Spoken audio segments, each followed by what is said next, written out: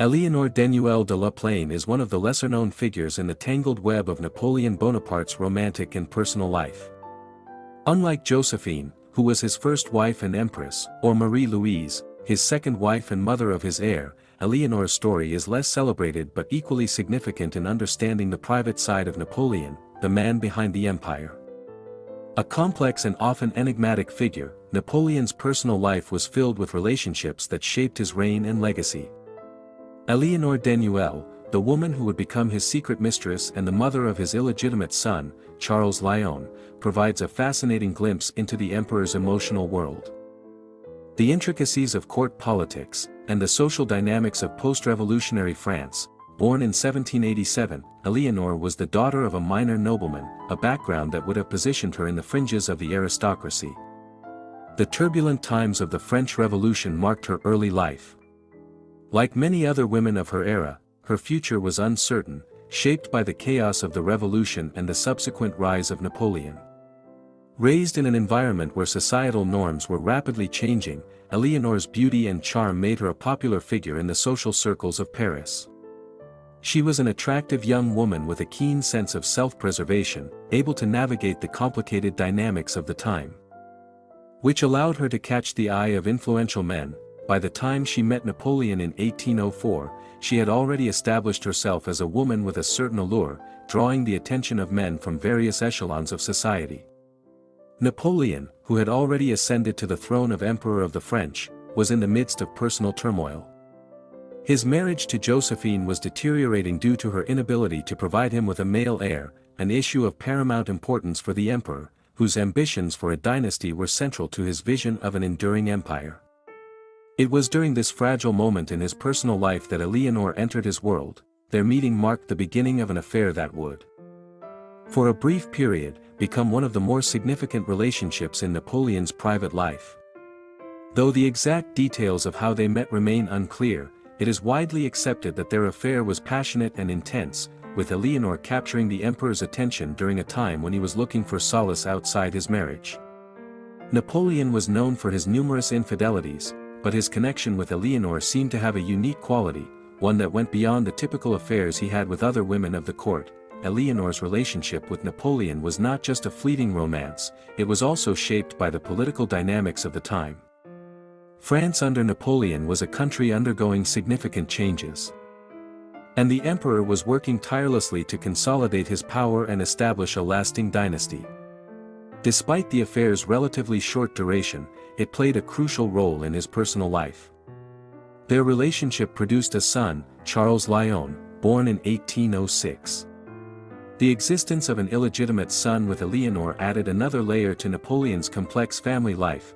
Charles Léon, who was given the title of Count of Léon, was acknowledged by Napoleon, though his status as an illegitimate child meant that he was excluded from the line of succession. This, however, did not diminish his importance in the eyes of his mother, Éléonore, who was fiercely protective of him. The birth of Charles Léon marked a pivotal moment in Éléonore's life, as it brought her not only closer to the emperor but also placed her in the center of Napoleon's private sphere. Though she did not wield the kind of power that Josephine or Marie Louise enjoyed, Éléonore's role as the mother of the emperor's son was significant enough to make her a notable figure in Napoleon's court. Napoleon's relationship with Éléonore, however, was not without its complications. As Napoleon's political and military ambitions grew, so did his need to maintain a certain public image. His relationship with Éléonore was kept largely secret, with few outside their immediate circle aware of the affair. This secrecy may have been due in part to the emperor's desire to maintain a stable image, particularly in the eyes of his wife, Josephine, and the broader French public. Despite this, Éléonore was not entirely invisible. She made several public appearances, and her presence at the French court, although discreet, was noted by those in the emperor's inner circle. Her position was delicate, she was neither a wife nor an official consort, but rather a mistress whose status was constantly in flux. In 1810, as Napoleon's divorce from Josephine became a reality, he married Marie Louise of Austria in a political move that would secure the future of his dynasty. Éléonore, by this time, had faded into the background, her relationship with the emperor having ended. while Napoleon's marriage to Marie Louise brought him closer to achieving his goal of a male heir.